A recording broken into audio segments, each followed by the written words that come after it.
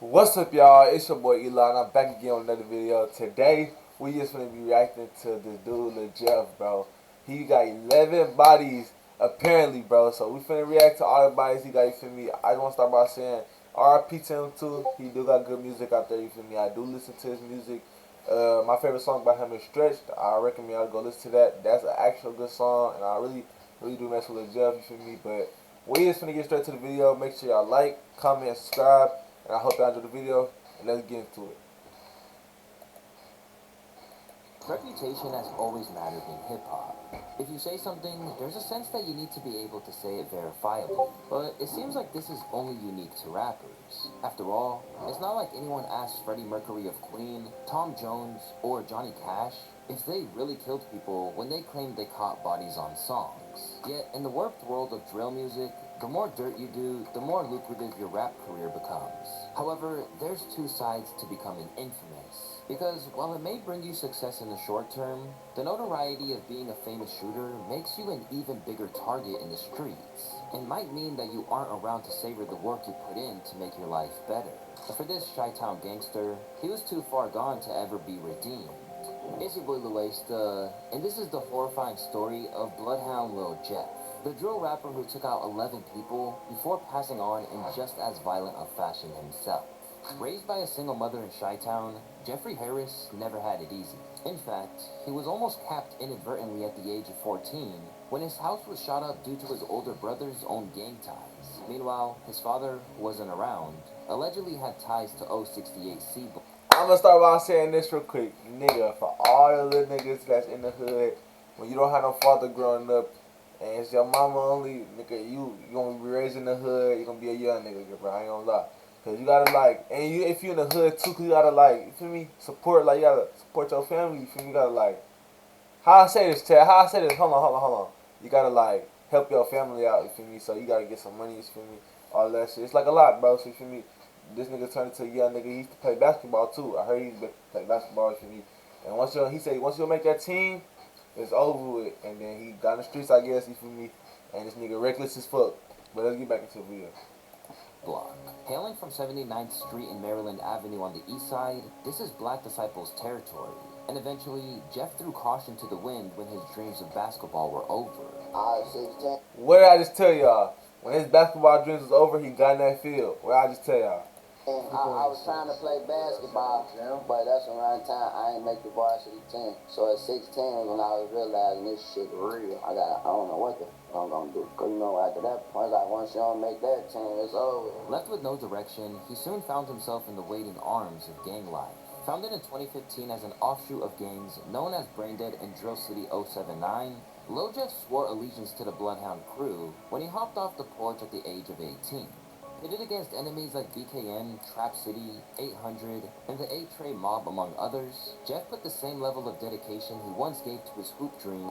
If you play video games a lot, bro, all these ads, I'm trying to watch the video, bro. Games for over 10 hours in a room to terrorizing his ops. From his earliest days as an affiliate, he flagrantly waved guns, bragged about robberies, and insisted he wasn't scared of anyone. I'm gonna tell y'all who you got his ass cooked. That nigga was mad. The one number, it was no bug. It's them right up. Just exposing niggas, bro. What the best of that? Man, we exposed this nigga, cuz. His ass was show that dick. We got an AP already, so. I'm having my way on some. And I ain't gonna lie, bro. I feel like all that self-snitching shit, bro, just gonna have your ass in jail. Cause they was already onto him. And he could've got Rico from this shit for all the bad shit this nigga did, killing everybody. This nigga, if he was still alive, he'd be in jail for years, my nigga. Years, my nigga. Like, this nigga killed so many people, bro. This nigga would've never got out of jail, bro. Like, this nigga, that case would've been crazy, bro. Like, damn. Hey, man, give the people their shit back.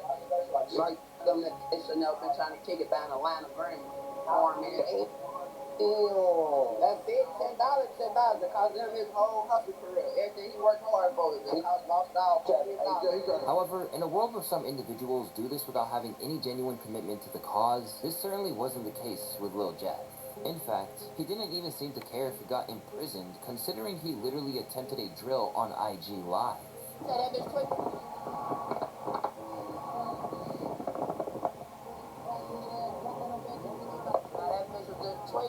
Despite his young age and lack of experience, Jeff quickly became a key player in the gang. The turning point came when his close confidant, Z-Money, was taken out in what was believed to be a backdooring hit. This killing shattered a decade-long truce between Bloodhound and Trap City, igniting an all-out war. For Jeff, this was a pivotal moment, the point where he officially declared open season on his enemies. I'm taking the killing school. Class start next week. You gotta at least have 2 bodies though. For I ain't coming with no. You ain't got shit. I can't work with no beginner sport. This nigga. You gotta at least have a 2. I'm gonna give y'all 2 minimum. I'm gonna start at 2 minimum because y'all know I'm gonna start at 2 minimum. Now I'm just doing it for a tradition. I'm gonna start at 2 minimum, man. 2, you gotta have a minimum of 2. Anything, you gotta have 2. You gotta have a minimum of 2 of them bitches to come to school. You gonna sit your dumb ass in this seat, and whatever I say, do it. If you do anything scary, bitch, I'm smoking. Within a matter of months, Jeff would eventually rack up 10 bodies, even commemorating this grim milestone with a tattoo. Some of their identities are still debated, with names like Lil Gutta from Hit Squad, Clay and Crew from 8-Tray. This nigga so bold, he tattooed his bodies on his neck. Who you know doing that? And a 33-year-old known as Black from the Evans mob, frequently mentioned by so-called Chiracologists. However, there are some that Jeff did his utmost to prove that he did, while stopping short of handing himself to the cops. First off, there was the murder of Trap City's Leal. In June of 2023, Leal got into a lift on the 1300 block of West Taylor in Little Italy when Bloodhound pulled up and unleashed gunfire, leaving him dead on arrival at the hospital. Y'all saw that video on TikTok when Jeff recreated the scene at the gas station? He said when someone standing outside of the car started shooting, he rushed going to the hospital where he was pronounced dead. I was running stop signs at intersections to get away. So at one intersection I had to stop because there was a car coming through, and then I turned to him and said, "Hey, I'm going to take you to the hospital." And he said, "Okay." Then the next time I stopped, I had to stop at a light because there was 2 cars coming through the intersection, so I couldn't run it immediately. And I looked back then, and he wasn't moving anymore. Although no arrests were officially made, Lil Jeff hopped online immediately to claim responsibility. Go ask my ops that Michael Drake put shit in park. Go ask my ops that Michael Drake his ass ain't making fuck. Go ask my ops that Michael Drake his ass ain't get out that car. You know that? I was right there. You know that? And from there, he self-snitching, bro. His foes by reenacting the scene for his own amusement. I told y'all. While this brutal crime cemented his reputation, his most infamous act came on January 26, 2024. The double murder of 2 high school students, who go by the name of Montario Monty Williams and Robert Lil Rob Boston, which were both members of rival gang. I think the niggas that ran off with his watch. Prompted by an attempted robbery that he escaped. Have someone ever tried to take like some of your belongings from you? Now listen, I ain't gonna lie. A nigga did run off on me before. I will tell you that. Niggas did what they did. And had to pay their consequence. Yeah, basically. That happens to the best of us, son. We know I've been finessed. Yeah, his ass ran off and he wasn't about shit. We done know I've been finessed, bro. Good little shit. That's what comes with the streets. Shit wasn't about nothing at all. I'm talking about at all. Believing BKN to be responsible, Lil Jeff swore to get his revenge. On that fateful day in 2024, Monty and Lil Rob were outside Innovations High School when masked assailants hopped out and let off shots. After they were both hit multiple times in the chest, Monty and Lil Rob died at 17 and 16 respectively. These killings shocked Chicago in terms of both the scale of the broad daylight assault. Odin Valhalla Rising. Now Bro, available oh on my mobile fucking PC, God, exclusively with Google Play Games. And the age of the victims. Under this CTA elevated platform near Wabash and Washington in the Loop, where police say 2 teen boys, a 16 and 17-year-old, both students at Innovations High School, were shot and killed, fear piercing through the busy midday. At 16, they young, bro. 16, 17. It happened shortly before 12:30 this afternoon. Police say 6 students were walking out of the school after classes were dismissed when a car and SUV, both dark in color, pulled up. And a group of individuals exited said vehicles, fired multiple times, striking 2 of the teenage students of Innovations High School. But for Jeff, it was just another thing for him to boast about. I feel if I get mad enough, the shit will start happening. This nigga's a menace, bro. For like a week. And poof. Where you at? Gotta go. After that one, poof.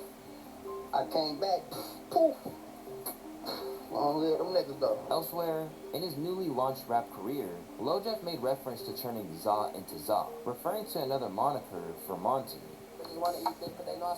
Really supposed to turns out to Zot. Hey, that's lyrics I read on Bleed. Rising name in Chicago, and as he transitioned into music, his notoriety only fueled his buzz.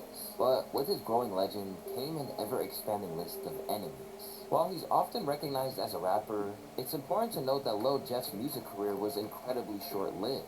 His earliest tracks like Can't Beat Us only surfaced about 2 years ago, but with his name now carrying weight both in the streets of Chicago and on Reddit as an active shooter, his Stepping in Blood mixtape soon got immensely popular. Soon enough, he was getting calls for interviews where he became cryptic about the exact activities he was up to on the streets. Because they said Bloodhound Lil Jeff got 10 bodies. I said, okay, well, he can't be in the rack then. This nigga must be, you feel me, in the UK. You know what I'm saying? So we definitely want to get to know the Bloodhound Lil Jeff story today. Can you start by telling us where you from? Chicago, Illinois, east side of Chicago. East side of Chicago. However, it's clear that he leaned into the image whenever he got the chance. So, okay, so you got this reputation, man. You got this crazy reputation. Yeah. Feel me? How do you move through Chicago? Do you feel like you probably got a target on your back? Hell nah, these niggas scared, man. I'm outside every day, they ass back, and I never see people on live dropping my low, showing their ass where I'm at. We be outside every day. I be from everywhere you could think of. Soon, Lil Jeff's legend continued to expand, with speculation growing that he wasn't solely active in Chicago. In both his own music and that of his allies like Lil Scoom, there were lyrics hinting at him and Q50 operating as hitmen. It's wild, and then the even more crazy thing about Jeff and Q50 is that, you know, allegedly they were doing hits for money in another city. So there's a whole bunch of lyrics that they've got talking about I'm in Milwaukee taking hits for the check, hits for paper, doing hits for doing hits for change. They be niggas like this that be on to you, bro.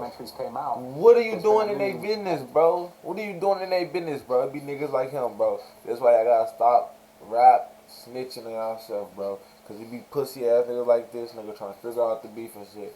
Look at this nigga 1 second and tell me what do he got and what business do he got in the rap?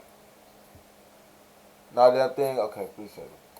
A new theory on Reddit that there's basically was a triple homicide in Milwaukee that people are saying, yo, this is the one where Jeff and Q50, they were paid to kill one guy and they ended up killing 3 guys. And then there's a bunch of lyrics where Jeff and Q50 have these little bars where they're talking about my first hit was a 2 for 1. I'm in Milwaukee doing hits for the change.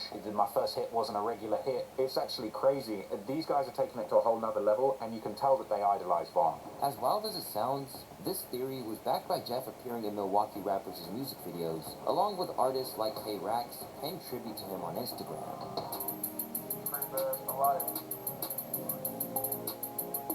Although he believed the city was beyond saving, Lil Jeff insisted that no matter how much success he gained as a rapper, Chicago was the only place for him as long as he had unfinished business. How can we make Chicago a better place? You can't. This shit fucked up. Yeah, that's how. If you could do it for now, to just mind your business and just that's it. Just stay in your own lane. That's all you can do. But it's fucked up. This shit fucked up.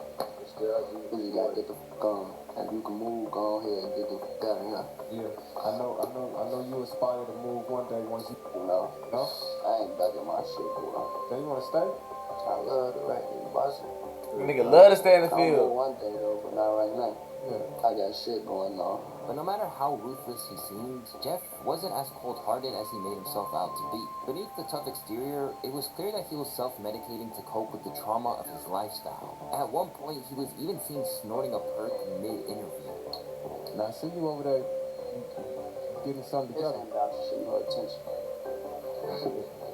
We ain't never seen that on DJ UTV before. There's a lot of shit coming out the food.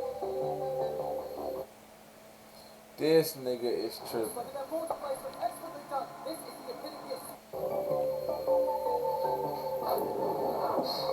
Seeing he was on the fast track to destruction, some interviewers, such as DJ U, attempted to advise him. But being young and reckless, he wasn't really trying to hear it. If a student graduates from this school, their future probably not looking too bright. What you trying to say? I'm saying there's only 2 places So they my can end up future in. not looking bright? I mean, I don't know if you graduate from the school or not. I don't know. It's like, Man, just look, is my future looking bright or not? But I'm just saying, if you graduate from a killer school, Say my shit. no, you a rapper, so your future looks very bright. Yeah, they were scared of him. But if you go to a killer school, you know. I'm a rapper and have a bright future. See, there you go. Think of money if you will. Exactly, you can do a lot. Listen, that shit come with more. There's a lot of shit behind the scenes that I can't tell you, and that's why I'm trying to skip questions, cause I can't trying to come on. Trying to skip the question. But get the fuck on from this shit. Besides, Lil Jeff had a pretty cynical outlook for someone who was barely even old enough to drink. For one thing, he was scarily at peace with the prospect of his demise, but the alleged mass murderer claimed that if he did go down, there'd be vengeance. They say I'm dead, tell them to get back. Oh no, they still finna go spin for me though. They still finna spin for me. That boy Hell got caught in you ass. Yeah, it's not. I just don't get paid. But he still finna go spin for me. Whoever did that to me, we spinning on y'all that. Throwing away souls like dirty napkins is crazy. Talking in pre-death is wild. At least he was prepared to go. Clearly, Bloodhound Lil Jeff wasn't scared of going down in a blaze of infamy. In fact, it appeared that he felt there was no way around it once you entered that life. In this sense, Jeff shared the same mindset as one of his rap idols, King Von. Somebody kill somebody, everybody got family, somebody relate to him or somebody cool with him, you kill him. Now everybody that he was close with is trying to kill you. It's another end, or they gonna kill, let's kill somebody close to him. Right. How does that end? How you gonna stop that? It don't stop. It's to everybody, all the people that playing the game. Gone, you know what I'm saying? Dang, that's crazy, y'all. And y'all niggas gonna be YNs and the wreck and shit? Trying to keep pushing as long Yeah, as he nigga. could, Lil Jeff would never back Yeah, down nor retreat. So when things went left, those in the know saw it as a foregone conclusion. Inevitably, though, if you knew Jeffrey, yes, inevitably. And sure enough, in the same year that he was catapulted to fame, Lil Jeff would be taken out of the picture. Considering how much dirt he did in the streets towards his rivals, Lil Jeff was already firmly on their most wanted list. But the situation escalated when he was caught in Trap City during an attempted drill. After chasing his enemies into their own territory, Jeff stormed into a house, aiming to take out an op, only to catch a bullet to the chest. And although he was rushed to the hospital, it was a little too late, as he was pronounced dead on arrival. The crime scene noted that a male victim, John Doe, was near a sidewalk when he was struck in the chest by gunfire. The victim was transported to the hospital where he was pronounced dead. There are no suspects in custody. A large number of shell casings were located at the crime scene. Lil Jeff was gunned down at just 21 years old, and for his enemies, his death was a cause for celebration.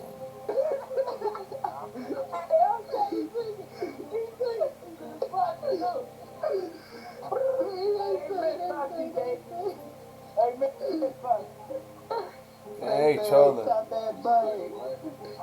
Hey, twig. Hey, I'm gonna tell you that. What you want? Can't do this shit. Yeah, I ain't gonna lie to you. Oh, yo. I gave you that. Hold on. I gave you that. I bet. Pop that right now.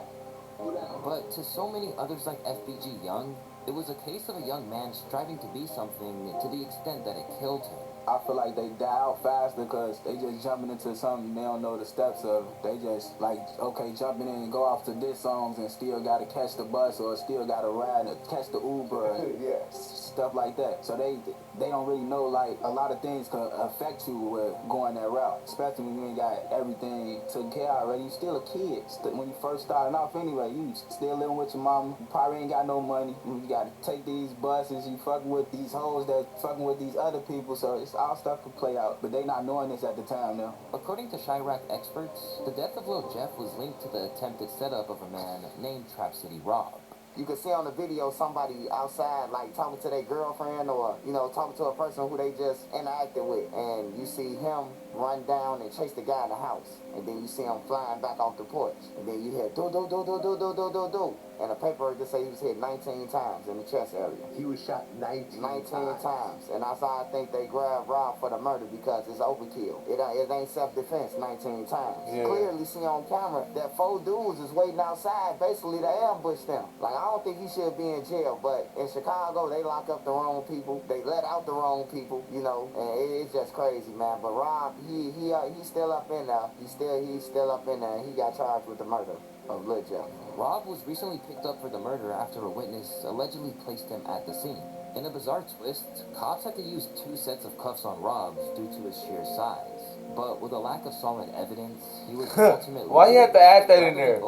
What does his size have to do with this? Why you have to add that in there, bro? Like, they should be adding stupid shit in these videos, bro. About it, he seems more focused on moving forward. Go ahead, yes. He told me I don't want to talk. You don't want to talk? Yeah. I trot Rob. What you on, gang? What you on, gang? You know, shit, we coolin'. Yeah. You right here talking. As for Lil Jeff's fans, they simply saw it as a case of squandering the potential he had. He jumped off the porch at 18, which means he had nothing to do after high school but hang with the wrong crowd, and went hard in the streets to catch up or prove himself. Having a name as an alleged killer and definitely a robber while moving around like that is like having a death wish. But while most normal people saw him as someone who simply squandered his potential and fell victim to the streets, so-called Shyrockologists praised him as a legend. Is the legions of kids on Reddit who are really like worshiping Lil Jeff for the amount of murders that he was. What is it called? Jeffology? Yeah, there's a Jeffology. They have a Jeffology subreddit. They're calling him J-Roy, which I was very into that. And one of the most damning things is like this series of emojis that he would put in his captions, in which each different emoji seemed to reference a different person. So like a lot of people have seen this like really traumatic video of basically these two high school age kids that got killed in Chicago. It's been alleged that Lil Jeff was the one who took them out. As for his homies, the world essentially stopped. In a tribute post, Lil Scoom89 couldn't believe what happened to his fallen brother, saying, "I love you. I'm a..." One of the easiest things you can do Bro, I'm trying to watch the video, bro. college sports is to create a free NCSA. Don't start, bro. Real soon. A talented rapper in his own right, Scoom had big plans for life beyond the shot. Where you want to be at age 33? Somewhere in Europe in a big ass crib with my wife and kids. So not worried about shit. My first goal now is to get away from him for period point blank. Like I already don't be in this month. Like, what's the point of living? Shit, I want to have kids, man. Ain't gonna lie, fuck. I don't get no how tough you is on my dead cousin grave. What a real nigga scared of death and fucking jail. My cousin grave, don't let no nigga tell you they not scared of that shit. But tragically, Scoom wouldn't get a chance to achieve any of that. Instead, he barely lasted a month before he was ambushed and murdered while simply trying to get. He was trying to run from the death, bro. Chicago and Drill they caught was it to him, two bro. of its biggest prospects for the future, leaving a glaring hole in the scene. I feel like if they had some real guidance in their life, like motherfuckers who was really standing on them, how motherfuckers be standing on me and how I stand on my artists, and I feel like Lil Jeff and Lil Scoom, them little niggas would be, they was something to work with. Like, I ain't gonna lie, like, they the new generation. But by the sounds of it, all that despair hasn't stopped 079 Bloodhound from staying active. According to Trapler Ross, their homie and fellow rapper Q50 has recently picked up where Jeff left off. He also argues that if Jeff had survived, he would almost certainly be behind bars by now. You know, Q50's still out here. He got arrested for a little period of time, but he got let back out, and he's just out here, you know, navigating the streets with supposedly with 8 bodies. I don't know how he's not in jail. It's actually kind of baffling, this whole situation. I think if Jeff was here, he would definitely be in jail, facing really serious charges for a number of bodies that he'd allegedly committed and claimed. Those guys made it really obvious for everyone, you know. In a rare interview, Q50, who spent time behind bars for firearm possession, insisted that he's still pushing on for his brothers in every way. Okay, how did Lil Jeff and Scoom impact your life? Alright, so I ain't gonna lie. When I lost my big brother, I ain't gonna lie, that shit, I'm gonna keep this shit a buck. Cause I ain't no more, you know, I ain't no lying ass nigga. That shit hurt me. That's my big brother, that's my everyday nigga. We the same nigga, we the same brain. We think like, you know what I'm saying? We do everything together. When I'm downstairs asleep, this who coming downstairs, he don't get no fuck if I got a hole in the bed. He gonna come downstairs and wake me up just cause that's my big brother. Can't no any nigga just do that. Already reeling from the passing of Jeff, he claimed in a moment of real vulnerability that the death of Scoom was the last straw where he was taken away. Lil Scoom, that was my heart. Cause Lil Bro, the thing I don't know about Lil Bro, he had a sweet soul. Lil Bro always smiling. He bring the smile out of me, you know? Yeah. So like when my little brother died, and it was a month after, I took that shit. This is crazy, and I Chad. had to take a minute, like, you know what I'm saying? My big brother, they ended up just putting me where, like, not no hospital, nothing. They just put me in a different spot so I can get my man straight and don't move off the motion. Later, he revealed that the loss of Philly's YBC duel affected him as well. He doing this shit genuinely. He didn't want to fade out of nothing. Folks We barely, when me and Dude get on the phone, we barely even talk about music. It's about how I'm doing right now. That's fine. How I'm holding up. If I need anything, roll with my nigga. In a surreal moment which depicts where we're at with drill, YBC Duel was also a collaborator of Lil Jeff and Scoons on the track Long Live Jeffrey Dahmer. Now 7 months on from those visuals going live on YouTube, every single one of these artists has passed on. With the story of Lil Jeff, you see where the worlds of rap and the streets get far too entangled. These days, the more real-life dirt you've done, the more it boosts your career. And for Chicago OGs like Tay Savage, you can see how much havoc it's wreaking. Hip-hop needs to move on from that era of IG Live taunting and dead-off dissing. That's telling. As motherfucker always talking about telling, that's telling. Try snitching, you telling on yourself. Exactly, bro. That's you crazy. selling your soul, trying to hope a label gonna catch you or something. Like, now it's cool. Like, okay, I can get you probably, like you say, it's art. So I can get you maybe, alright, it's this little stigma right here. Let me play on that. But when you talking about real work and you saying like shit that's open, I'm talking about like shit that, come on, bro. I get you need some type, like a certain type of image to be the type of rapper that trying to be whatever, but that's telling. You doing all that police shit, all that, that's telling. But when you just on that just straight out, oh yeah, we did that. We smoke cause yeah, nah, that shit goofy. I ain't gonna lie. Because when that becomes that shit commonplace, crazy, it'll no longer yield the same kind of star-making quality. And so, they'll always have to up the ante, and that is a terrifying thought. And there's gonna be another that's gonna wanna beat Lil Jeff. Yeah. So he gonna be like, okay, damn, Lil Jeff snorted that on there. What can I do? It's a lot of people like that. I ain't gonna lie, it's a lot of people like that. On live. Despite how Reddit portrays him, he wasn't just some video game character. He was a real, albeit dangerous person, and to friends like JB Bin Laden, his loss was deeply felt. When did you meet Lil Jeff? I really like his big brother. That's one of my best friends for real. I know him since he was like really like 6, 7 down there. What's he like growing up as a kid? Oh, he's a badass little kid for real. He's a sneaky badass little kid, bro. He'd be like sneaky bad. Everything he did for real, he excelled in this shit. You got funny Lil Jeff stories? This one, he was a little kid. Back then, we used to have little socks, so, bro, the hooper too. Put his socks on, the little hoopers, little Nike socks, them bitches was day. Mad as hell, face red as hell. Yeah, that's a real little brother shit. Long live Lil Jeff, man. Long live Scone, man. Long live LA, man. Free for now, man. Fuck the ops. And unfortunately, the war that took his life, and countless others, shows no signs of slowing down. Recently, JB Bin Laden and his crew barely survived an ambush at a recording studio, an attack that happened while they were being filmed for a documentary by Brandon Buckingham. These are the final moments I filmed before we exited the recording studio, and were met by 6 masked gunmen who emptied over 60 rounds at us at close range, injuring 4 people. The shooting happened right outside of studios. As a matter of fact, I want you to come take a look at this. That's crazy, bro. One of the bullets pierced this door, and that's not the only one.